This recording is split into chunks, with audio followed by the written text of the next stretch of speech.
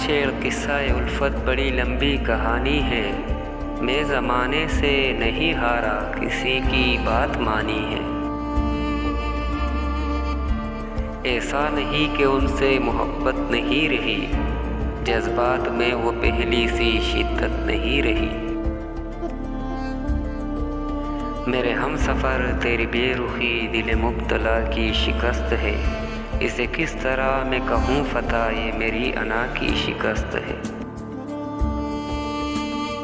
आया कुछ इस अदा से के पल के भिगो गया, झोंका तेरे ख्याल का कितना शदीद था। जिस्म की दड़ों से रूह नज़र आने लगी, बहुत अंदर तक तोड़ गया मुझे इश्क तेरा। दिल वीरान है तेरी याद है, तन्हाई है, जिंदगी दर्द की बाहों में सिमट आई है। मतलब परस्ता या मासूम खुदा जाने, मैंने कहा मोहब्बत है, कहने लगा क्या मतलब।